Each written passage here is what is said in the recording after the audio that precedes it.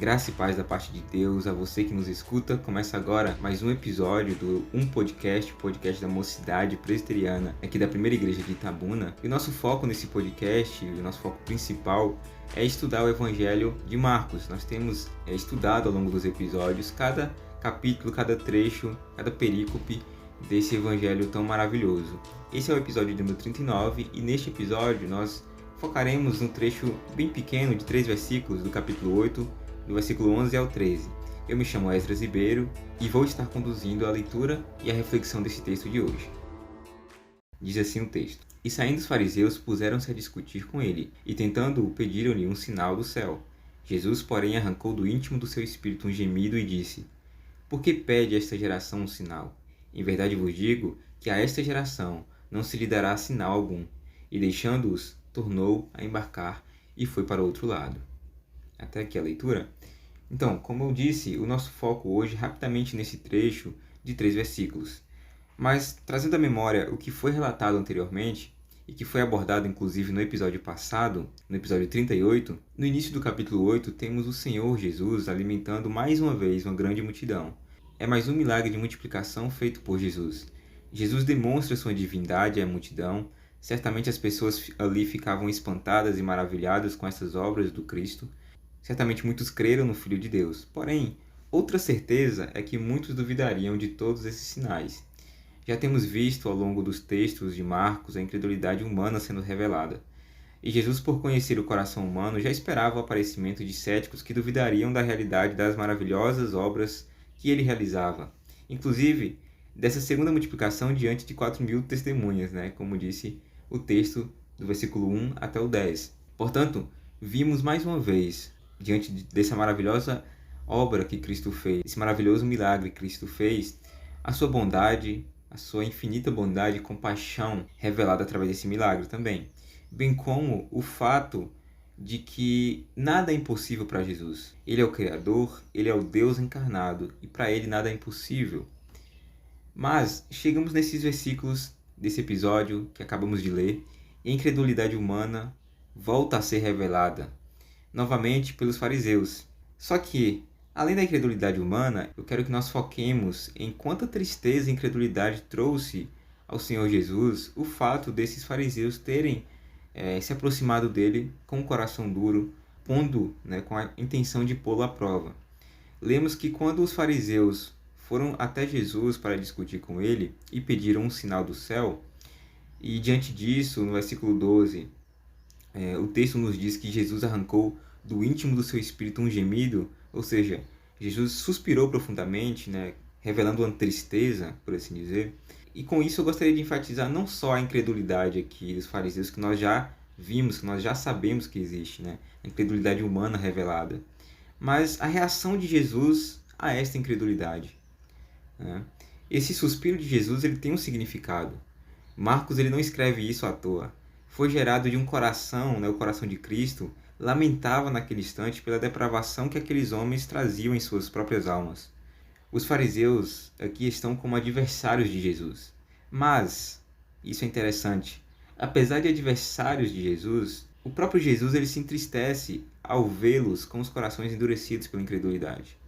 E isso é maravilhoso, porque serve para nós como um confronto e até mesmo como um ensino, a nós que somos cristãos, Os sentimentos que Jesus expressou, eles devem ser expressados também por aqueles que se dizem verdadeiros crentes, verdadeiros cristãos. Os sentimentos que o nosso Senhor ele expressou aqui nos ensina como nós, sendo verdadeiros crentes, devemos nos portar diante do pecado e da incredulidade humana. É a tristeza decorrente dos pecados dos outros. Sentir essa tristeza é uma evidência da graça do próprio Deus em nós. Aqueles que foram libertos e tiveram suas vidas convertidas a Cristo sempre olharão para os não convertidos, Nós sempre olharemos para eles com piedade, com compaixão. No Salmo 119, no versículo 158, Davi ele expressa essa mesma mentalidade de Cristo. Também o apóstolo Paulo, na carta aos Romanos, no capítulo 9, no versículos 2 ao 3, também expressa essa mentalidade. Ou seja, verdadeiros crentes, pessoas realmente convertidas por meio da graça de Deus, eles reagem ao pecado e à incredulidade humana com tristeza. E ao ler esse texto, além de adquirir a informação acerca da incredulidade e da perversidade dos fariseus contra Jesus, devemos olhar para a reação do próprio Cristo, expressando sincera tristeza diante de corações endurecidos. Lembremos que a incredulidade e o pecado são motivo de tristeza de Nosso Senhor também agora, não só naquele episódio com os fariseus, mas também hoje, à destra de Deus Pai, Jesus se entristece com a incredulidade humana e conosco também com o nosso pecado, já que nós não estamos isentos totalmente do pecado, né? Então nós devemos nos entristecer com a incredulidade dos homens, pois se não somos como estes fariseus do texto, é porque a graça do Senhor nos alcançou.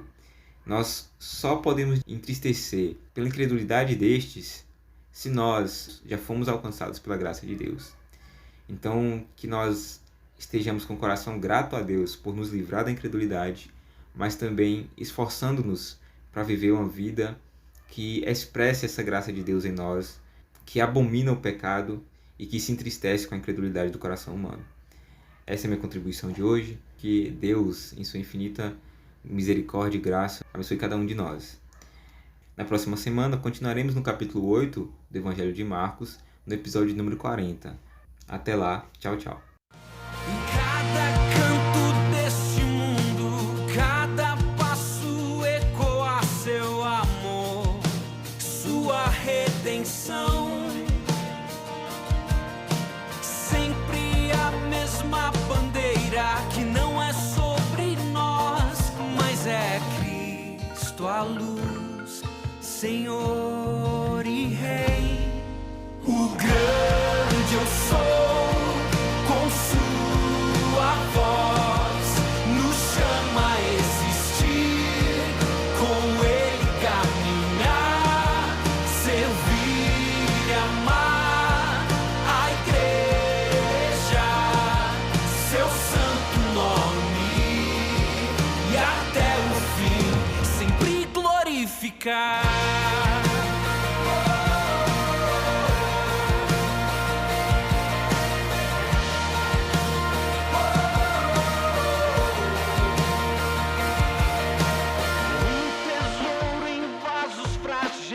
Sua luz brilhou na escuridão em nossos corações.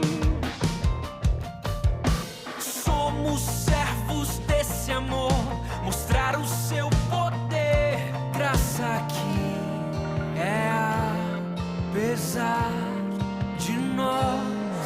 O grande eu sou, com sua voz, nos chama a existir, com ele caminhar, servir e amar a igreja, seu santo nome, e até o fim sempre glorificar.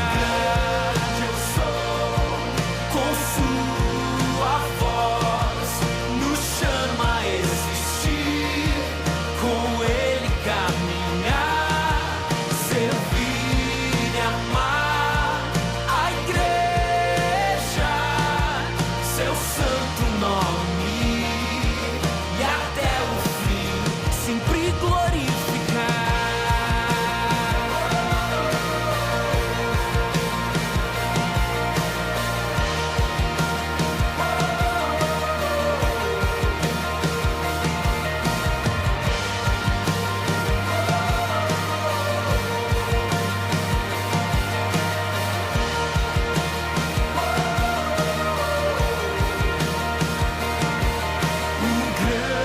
Eu sou, com sua voz, nos chama a existir, com ele caminhar, servir e amar a igreja, seu santo nome, e até o fim.